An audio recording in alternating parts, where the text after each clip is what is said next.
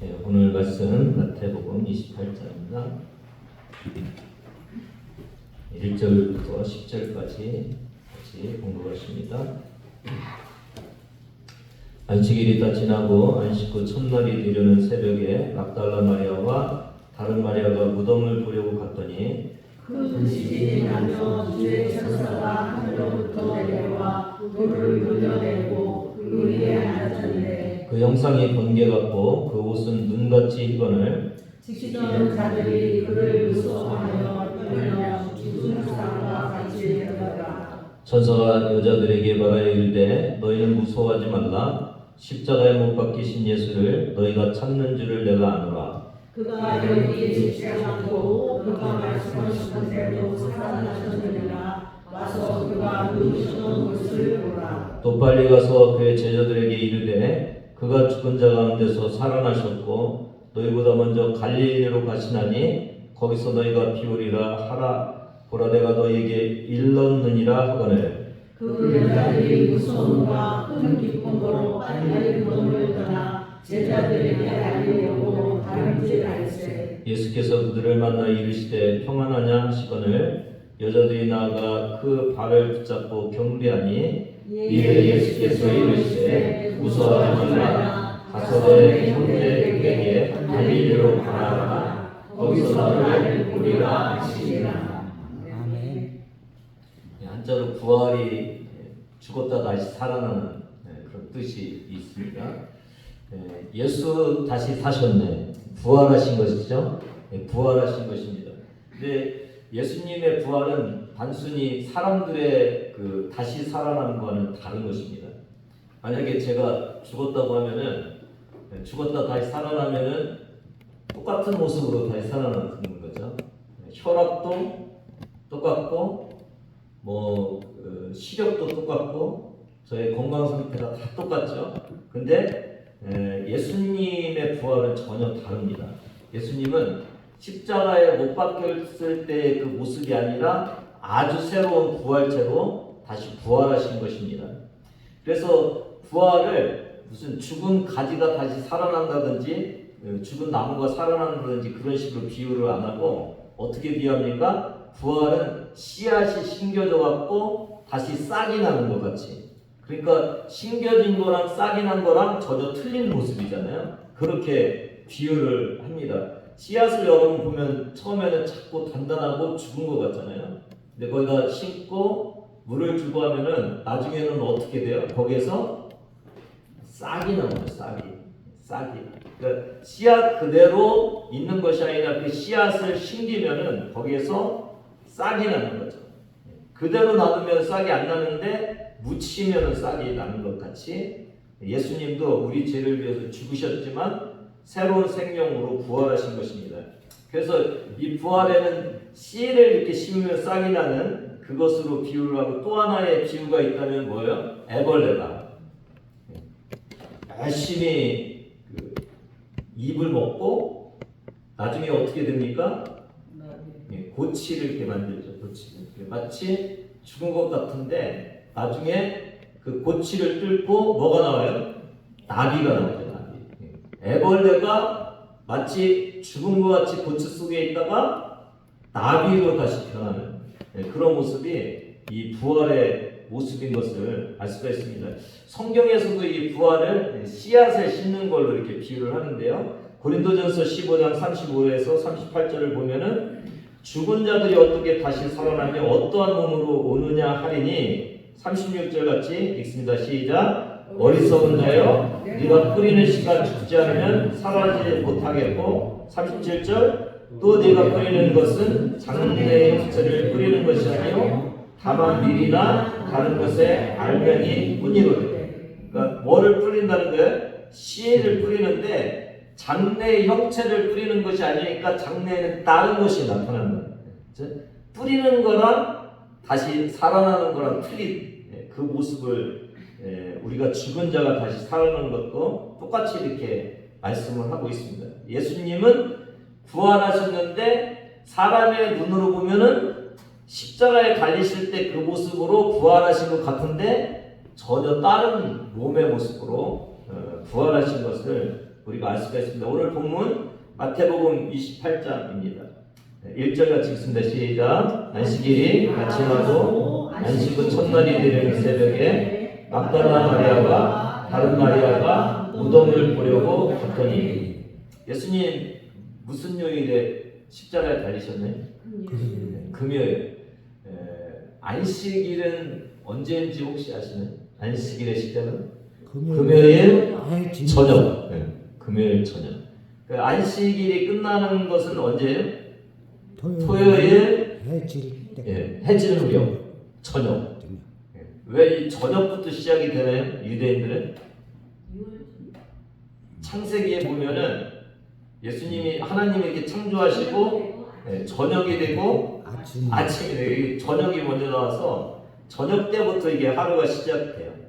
그러니까 안식 후 첫날이라는 것은 이게 언제가 안식이 끝난다고요? 해지는 거예요. 토요일 날. 근데 캄캄하고 어두우니까 그때 못 가고 기다렸다가 새벽에 이제 무덤으로 가는 그런 모습을 볼 수가 있어요. 성경 NIV에는 이 안식 후 첫날을 이렇게 했어요. 그 주의 첫날. 그러니까 오늘이 첫날을 잘 주님께 예배하고 살면은 일주일이 어떻겠어요? 복되겠죠. 그렇죠? 첫날이에요. 첫날. 이 단추를 잘못 끼면 어떻게 돼요? 일주일 내내 이게 잘못 낀 것 같이 첫날 단추를 잘 끼면은 나머지도 이렇게 잘 끼듯이 그래서 이 주일은 그 주의 첫날이기 때문에 참 중요하다 이렇게 생각을 할 수가 있습니다. 우리가 내가 만난 부활절은 내 인생의 첫날이다 이렇게도 볼 수가 있는 거죠. 왜 안식일에 지나야 갔습니까? 여인들이 안식일에 하면 안 되는 것을 39가지를 이렇게 전통적으로 만들어 놨습니다. 무언가 만드는 것. 안식일에는 뭘 못한다고요? 요리, 불 피우기, 뭐 집기 이런 거 못하고 자르기도 못하고요. 꿰매기도 못하고 매듭 짓기도 못하고 그 다음에 운반을 못해요. 그 다음에 그 장거리 이동을 못하는데 장거리라고 해서 뭐 기른 것이 아니라 1km 이내에만 가야 돼요. 지금 여인들이 뭘 가지고 무덤으로 가야 돼요? 향품을 가지고 무덤까지 거리는 언제인지 모르지만 하여간 율법에 의해서 안식일에 일하지 말아야 될 금지 사항 속에 들어가기 때문에 안식일을 못하고 안식 후 첫날에 갔죠. 2절 같이 읽습니다. 시작. 큰 지진이 나며 주의 천사가 하늘로부터 내려와 돌을 들려내고 그 위에 앉았는데 1절하고 2절을 보면은 다른 마리아 막달라 마리아와 다른 마리아가 무덤을 보려고 갔더니 끝났죠? 2절은 뭘로 시작해요? 큰 지진이 나며. 제가 돌을 하나 던졌는데 김씨가 가다 맞았어요. 김씨가 제일 많으니까 우연이에요 아니면 의도적이에요? 우연히 그냥 던졌는데 맞은 거죠 가다가. 근데 제가 누군가의 돌을 맞히기 위해서 그 사람 가는 걸 기다렸다가 가는데 돌을 던졌어요. 맞았어요. 이건 의도적인 거예요? 우연이에요? 오늘 그러면은 천사가 내려왔는데 우연히 여인들이 갔을까요? 아니면은 여인들이 오는 걸 보면서 천사가 내려와서 돌을 굴렸을까요? 두 번째, 의도적인 거예요? 의도적인 거. 왜 의도적이 있을까요? 오늘 이 돌을 무덤에서 돌을 굴렸다고 했잖아요. 이 돌이 얼마나 큰지 아시나요? 사람 키 정도 된다고 그래요. 1.5에서 2m 정도. 무게는 혹시 아시나요? 1톤가량. 무게가 장정이 될 수 있는 그 쌀가마니가 몇 킬로 정도? 80킬로. 많이 들어봤자 100킬로 됐죠. 이 무게가 1.5톤에서 2톤 정도 된다니까 100킬로에 15배에서 20배 정도 됩니다. 이 두 여인이 가갖고 뭘 하겠어요? 그러니까 이걸 누가 불려줘야 돼요? 천사가. 천사. 그러면 이런 질문을 우리가 할 수가 있죠. 왜 이렇게 천사는 적극적으로 여인들에게 빈 무덤을 보여주려고 했을까? 왜요? 전 보여줄만 하죠. 그쵸? 돌아가셨는데 그 무덤에 제자들은 무서워서 못 가는데 기다렸다가 그 새벽 미명에 가서 예수님 보려고 하는 그 얼마나 사랑스러운, 예수님을 얼마나 사랑했으면 그러겠어요. 그러니까 야, 나 살아났다 제일 먼저 보여주고 싶은 그런 생각도 있으시겠죠. 근데 더 중요한 것은 뭐냐면은 제자들에게 본 것을 가서 증언하라고 그 여인들에게 보여주는 거예요. 그러니까 새벽 미명에 찾아간 여인들에게 예수님의 빈 무덤을 보여준 첫 번째 이유는 뭐냐면 부활의 첫 증인이 되라는 거예요. 오늘 우리도 예수님이 살아나셨다는 복음을 듣는 이 귀한 곳에 저와 여러분이 와 계시죠. 너무 귀한 복음이죠. 예수님이 살아나신 것. 그래서 영원히 죽지 않고 산고, 우리도 영원히 죽지 않고 산고. 근데 이 복음의 메시지를 우리만을 위해서 주님이 오늘 들려주실 거예요.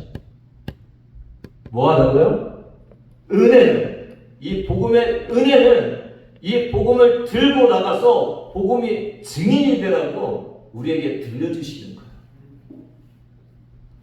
오늘 끝나고 가시면서 부활절 달걀을 하나씩 가져가실 텐데, 이번 올해는 뭐라고요? 가족 구원, 그렇죠? 가족 구원. 저도 우리 어머니한테 가서 그 부활절에 대해서 전하고 왔는데, 여러분 꼭 가져가서 안 나오는 남편, 안 나오는 아내, 자녀들한테 꼭 뭐를 전하시라고요? 달걀을 전하시면 안 되고 부활에 대해서. 이게 왜 이 계란을 왜 했어요? 계란을 깨고 나오는 그 모습을 보듯이 예수님은 깨어났다, 다시 부활하셨다는 것을 꼭 전하시는 여러분 되기를 바랍니다. 이 귀한 거죠, 귀한. 그래서 우리도 이 복음의 은혜를, 부활의 은혜를 받았는데 뭘로 연결시켜야 된다고요? 사명으로.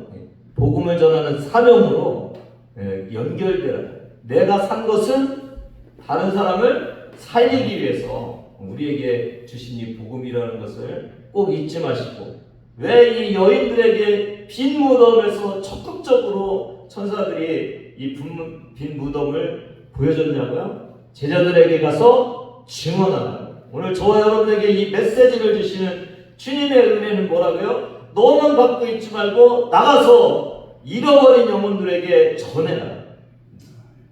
누굽니까? 우리의 가족들 먼저 생각하시면서 꼭 전하시는 여러분 되기를 바랍니다. 3절부터 5절까지 같이 보면은 반복되는 단어가 하나가 있어요. 4절에 뭐가 있어요? 무서워하여. 5절에 무서워하지 말라. 그러니까 이 왜 무서워요? 천사가 내려와서 거의 번개 같고 무슨 시구한 이 모습을 보면서 너무 무서운 거예요. 누가 무서웠어요? 지키던 군인. 근데 누구는 무서워하지 말라는 거예요? 여인들한테 너희는 무서워하지 말라. 이게 저는 세상과 영적인 세상을 저희가 늘 바라봐야 되는데, 이 세상에서는 무기 든 사람이 무섭잖아요.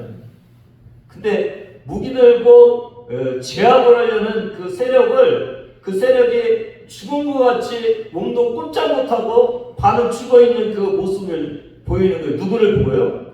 천사를 보고. 그러니까 천사 앞에서 무기 든 군인은 아무것도 아닌 거예요. 맞죠? 네. 꼼짝도 못하고 있어요. 근데 누구는 무서워 안 해도 되는 거예요? 두 여인. 왜요? 두 여인은 예수님의 제자들이기 때문에, 살아나 있는 사람들이기 때문에 두려워하지 않아도 되는 거예요. 이게 영적인 구조를 보면은 이 세상의 죽은 자들, 이게 왕이든 상관없어요. 꼼짝 못하죠. 누구한테요? 천사한테. 근데 천사는 우리의 뭔가요?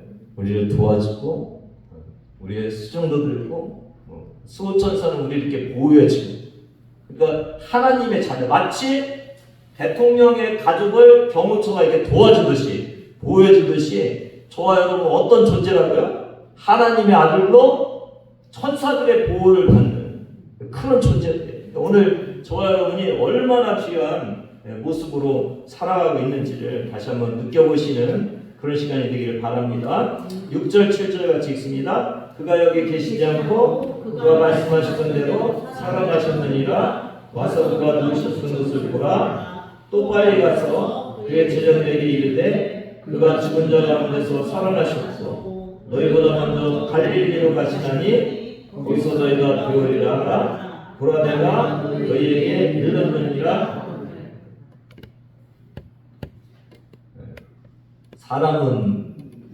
사람의 인생의 이야기는 언제 끝나나요? 죽으면 더 이상 할 얘기가 없잖아요. 근데 예수님은 지금 죽었는데 이야기가 이어져요. 왜요? 그는 살아나셨기 때문에 이어지는 거죠. 그러니까 부활은 죽은 자로 끝나는 것이 아니라 죽은 자의 다음 이야기가 있는 거예요. 부활의 이 귀한 복음을 듣는 저와 여러분은 죽음으로 인생이 끝나는 것이 아니라 다음 이야기가 있어요. 근데 누가 와서 무덤 돌을 이렇게 불러냈어요? 예수님이 계셨어요? 안 계셨어요? 예수님은 부활하셔서 어떻게 그 돌을 뚫고 나오셨나요? 뭐라고요? 부활체는 돌을 그냥 뚫고 나와요. 부활체는 돌이 상관없어요. 돌을 그냥 뚫고 나오는 것이 부활체예요. 저와 여러분도 나중에 부활체가 되면은 그런 모습으로 변하는 거예요. 이 세상에 종교 중에서 창시자가 부활한 경우는 없어요. 오직 예수 그리스도만 부활했어요. 그러니까 그걸 보면 알 수 있잖아요. 우리 죄를 속해 주실 유일한 분은 십자가에 달리셨다가 부활하신 유일한 예수님밖에 없는 거예요. 맞죠? 네. 그러니까 왜 너희만 구원이 있냐고? 예수님만 부활하셨기 때문에. 그렇죠? 예수님만 부활해서 우리의 죄를 사해 주시고 우리를 일으켜 주셨기 때문에 부활은 기록되어 있는 거예요. 맞죠? 예, 로마서 6장 4절, 고린도전서 15장 이 말씀이 있죠. 로마서 6장 4절을 같이 읽습니다. 시작. 그러므로 우리가 그의 죽으심과 합하여 세례를 받음으로 그와 함께 장사되었나니 이는 아버지의 영광으로 말미암아 그리스도를 죽은 자 가운데서 살리심과 같이 우리도 또한 새 생명 가운데서 행하게 하려 함이라. 합하여. 뭐랑 합하여? 예수님의 죽으심과 합하여. 그러니까 우리도 같이 합해서 죽고 그 다음에 다시 일어났으니까 뭐예요? 그리스도를 죽은 자 가운데 살리심과 같이 우리도 살아난다. 그러니까 예수 죽으면 우리도 함께 죽고 예수 부활하시면 우리도 함께 부활했다. 그러니까 예수님의 부활은 누구의 부활이에요? 우리의 부활이에요. 기뻐하시기 바랍니다. 예수님의 부활만 보고 기뻐하시지 말고 우리의 부활도 함께 기뻐하는 놀라운 시간이 되기를 주님의 이름으로 부탁을 드립니다. 근데 여기 부활을 전하면서 귀한 주님의 말씀을 하는데 6절 같이 한번 읽습니다. 시작. 그가 여기 계시지 않고 그가 말씀하시던 대로 살아나셨느니라. 와서 그가 누우셨던 것을 보라. 그러니까 이 천사들이 이렇게 보면서 야, 빈 무덤 봐, 안 계시잖아, 살아나셨잖아 이렇게 할 수 있잖아요. 근데 거기 뭘 붙여요? 보라. 그 다음에 말씀하시는데 이게 굉장히 중요하죠. 이게 고린도전서 15장에도 뭐라고 했어요? 사도 바울이 성경대로 그리스도께서 우리를 위해서 죽으시고 그 다음에 뭐대로? 성경대로 사흘 만에 살아나셨다. 그러니까 성경에 기록된 대로 하셨다는 거예요. 이게 굉장히 중요하죠. 성경대로. 누가복음 24장 25, 27절 예수님이 말씀하시죠. 25절 같이 읽습니다. 시작. 이르시되 미련하고 선지자들의 말한 모든 것을 마음에 거듭 믿는 자들이. 선지자들이 말한 모든 것이 어디에 있어요? 성경에 있어요. 성경을 거듭 믿는 자들이에요. 네. 27절 이에 모세와 모든 선지자들을 시작하여 모든 성경에 쓴바 자기에 관한 것을 자세히 설명하십니다. 그러니까 성경에 예수님의 태어나심, 성경에 예수님의 생활하심, 성경에 예수님의 십자가, 성경에 예수님의 부활까지 다 기록되어 있어요. 맞죠? 이게 왜 중요합니까? 이게 성경태로.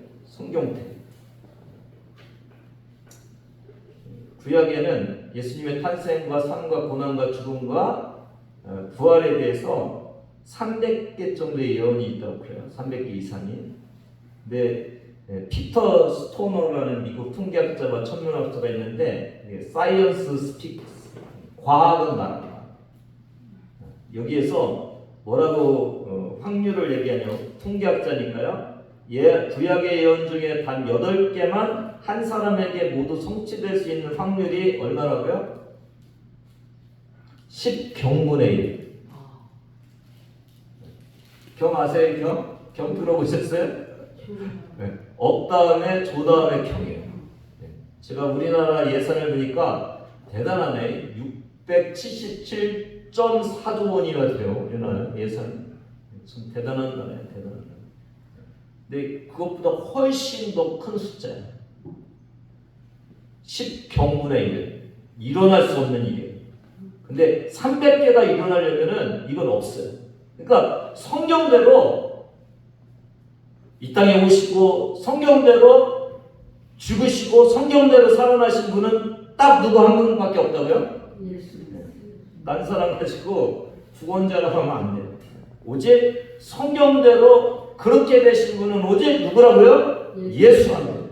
다른 사람이 될 확률은 없어요. 오직 예수.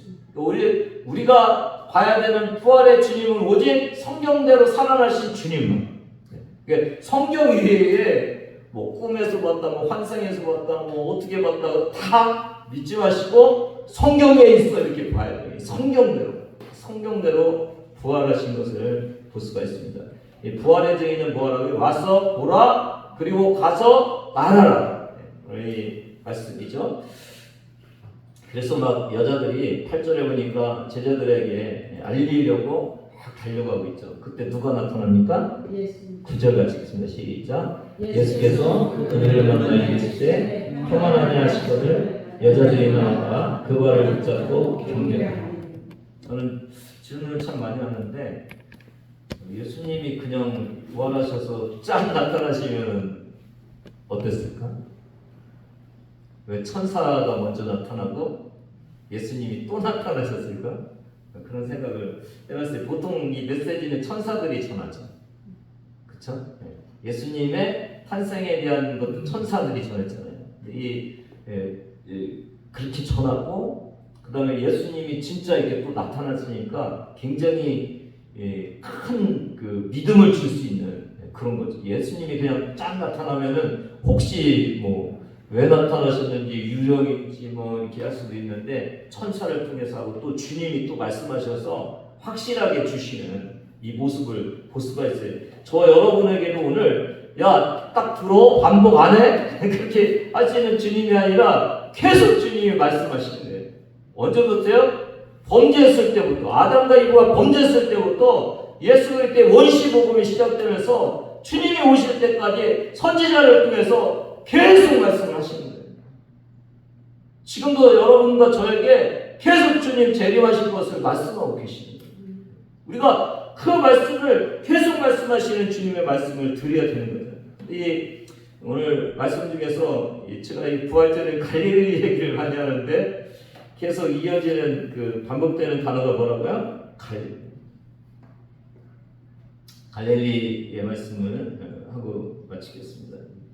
10절에 보니까 예수께서 이르시되 무서워하지 말라 가서 내 형제들에게 어디로 가라?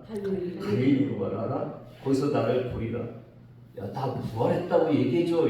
이러면 되잖아요. 근데 부활했다고 얘기하고 갈릴리로 가라고 갈릴리를 굉장히 강조하고 계셔요. 근데 이 천사도 이 두 여자를 만나서 7절에 뭐라고 했어요? 또 빨리 가서 그의 제자들에게 이르시되 가운데 살아나시고 너희보다 먼저 갈릴리로 가시라. 갈릴리로. 그 다음에 예수님이 십자가에 죽으시기 전에 제자들한테 또 말씀을 하셨어요. 마가복음 14장 28절 같이 읽습니다. 시작. 그러나 내가 살아난 후에 너희보다 먼저 갈릴리로 가리라. 그랬지. 갈릴리가 뭐지? 왜 계속 갈릴리를 강조를 하죠? 왜? 그리고 16절에 보니까 제자들이 진짜 갈릴리를 갔어요. 거기서 예수님을 만나요. 저는 이 의도를 알 수 있는 첫 번째 지점은 어디냐면은 그 갈릴리 가고 예수님이 제자들에게 뭐 하셨길래 갈릴리로 가라고 그러셨을까? 물론 이 마태복음에는 처음에 예수님을 부활하신 예수님을 만나면서 예수님이 뭐라고 해요? 18절에서 20절 같이 굉장히 중요하니까 같이 읽습니다. 시작. 예수께서 나와 말씀하여 이르시되 하늘과 땅에 있는 것을 내게 주셨으니 그러므로 너희는 가서 모든 민족을 제자로 삼아 아버지와 아들과 성령의 이름으로 세례를 베풀고 내가 너희에게 분부한 모든 것을 가르쳐 지키게 하라. 볼지어다 내가 세상 끝날 때까지 너희와 항상 함께 있으리라 하시니. 아마도 제가 볼 때는 뭐였어요? 근데 제자들 만나서 뭐라고 말씀하셨어요? 끝까지 이르러 내 주인 제자 삼으라. 그러니까 갈릴리는 뭐 하는데 꼭 적합한 곳이에요. 세상에 가깝고 제자 삼으라는 것을 그 메시지를 하기에 가장 좋은 곳이 갈릴리예요. 우리나라에서 선교사들을 보내기 위해서 제일 와닿게 이렇게 행사를 할 수 있는 곳이 어디예요? 인천공항. 그쵸? 인천공항에서 이게 비행기 타고 가서 세상으로 가잖아요. 그러니까 아마도 갈릴리의 산에서 만났으니까 산이 저 세상을 이렇게 바라볼 수 있는 그런 곳이었을지도 모르겠어요.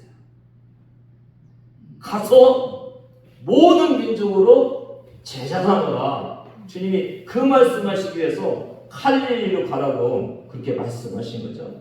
마태복음 4장 12에서 16절 보면은 14절 같이 읽습니다. 시작. 이는 선지자 이스라엘을 통하여 하신 말씀을 이루려 하심이라 일렀을 때 15절 스불론과 납달리 땅과 유다과 저편 해변들과 이방의 갈릴리. 갈릴리가 뭐라고요? 이방의 갈릴리.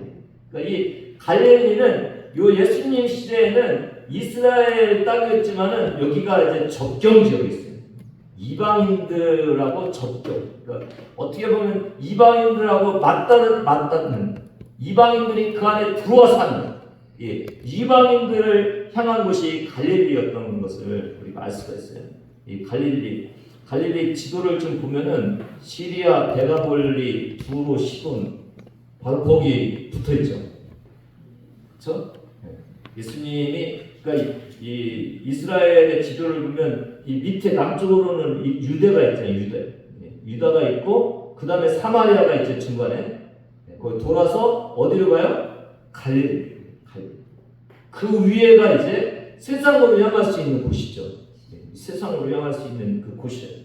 그래서 이 갈릴리는 유대나 사마리아는 이 내륙 쪽에 있다면 이 갈릴리는 이방인과 실질적인 생활권이 같이 맞닿아요. 붙어 있어요. 이 데가볼리라는 것은 로마가 세운 헬라 도시. 그러니까 옆에 너무나 이방인들의 그 모습들을 볼 수 있는 곳이 있어요. 그리고 저희가 여기서 그 길 얘기를 많이 하는데 해변길, 비아 마리스. 이 길이 보여지는 이집트, 가나안, 시리아, 바벨론 이게 이어지는데 더 찾아보니까요. 스페인, 포르투갈까지 이렇게 마치 그 서울 쪽에 가면은 이렇게 내륙 고속도로를 뭐라고 해요? 순환도로 같이 이렇게 거의 막 스페인에 가고 이렇게 그 바다를 둘러서 쭉 이렇게 한 바퀴 돌아갈 수 있는 그런 곳이에요. 그 길이 어디를 통과한다고요? 갈릴리. 그래서 이 갈릴리에는 이방 상인들도 많이 와 있고 로마 군인들도 있고 여행자, 이민자들이 같이 섞여 사는 거예요. 그래서 거기에 누가 캠프를 차렸다고요? 예수님이 캠프를 거기에 차린 거예요. 그리고 누구를 제자 삼은 거예요? 갈릴리의 어부들, 갈릴리 사람들을 제자 삼은 거예요. 왜요? 거기에 이방인들이 많고 이방을 향해서 갈 수 있는 메시지가 거기 생각들이 거기 충분히 들어가 있는 그 환경 속에 있기 때문에 거기에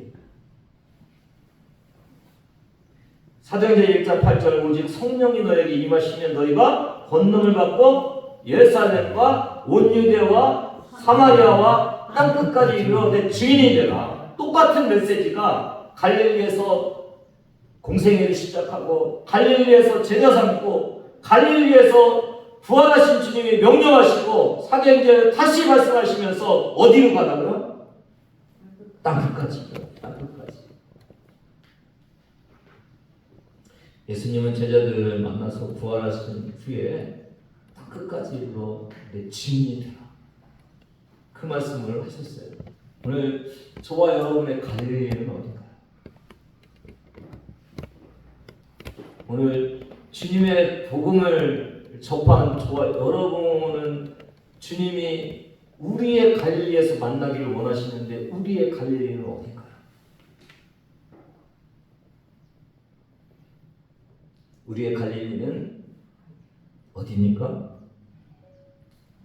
주일마다 사도행전을 통해서 퍼져나가고 있는 이 복음의 역사를 보면서 오늘 갈릴리에서 주님이 우리를 만나기를 원하시는데 그 갈릴리는 어딘가요? 갈릴리는 복음을 전할 수 있는 곳이죠. 예수 믿는 사람 말고 예수 믿지 않는 사람들과 섞여 있는 곳. 그곳이 어딘가요, 여러분? 여러분의 가정 아니에요? 가장 먼저 부활의 복음을 전할 수 있는 그 접촉하기 좁고 삶에서 같이 살아가고 있는 그들을 향해서 주님이 뭐라고 말씀하신다고요? 복음 전하. 주님 오늘 갈릴리로 우리를 초청하셔서 갈릴리에서 우리에게 복음 전하라고 말씀하시는 그곳이 어디라고요? 오늘 저와 여러분의 가정이죠. 늘 생활하고 늘 같이 살면서 주님의 복음을 전할 수 있는 그 가정이 오늘 저와 여러분에게 주신 갈릴리입니다. 오늘 이 부활의 메시지를 저와 여러분이 어디에서 받으셔야 된다고요? 갈릴리. 이 마태복음 그래서 부활하신 예수님을 처음 만나는 것, 다른 곳에서는 만나지만은 메시지를 요약하는 거죠. 예수님을 처음 만나서 주님이 갈릴리에서 땅끝까지 이르러 증인이 되라고 하신 그 말씀대로 오늘 저와 여러분에게 부활의 주님이 우리에게 너의 갈릴리로 가서 나를 만난 다음에 땅끝까지 이르러 내 증인이 되는데 먼저 가정부터 복음화 시키라고 주님이 말씀하고 계시는 그 음성을 들으시는 귀한 시간 되기를 주님의 이름으로 축복합니다. 복음은 갈릴리에서 받아야 되고 갈릴리에서 주님의 그 부활의 주님의 그 메시지를 가지고 우리가 나가서 복음화 시키는 그곳을 오늘 저와 여러분이 그곳에서 주님을 만나고 메시지를 듣고 주님의 음성을 듣고 복음을 전하는 그 귀한 결단의 장소로 삼으시는 저와 여러분 되기를 주님의 이름으로 축복합니다. 하나님 아버지 감사합니다. 갈릴리 왜 주님은 금방 가서 만나시지 않고 제자들에게 갈릴리를 강조하셨나요?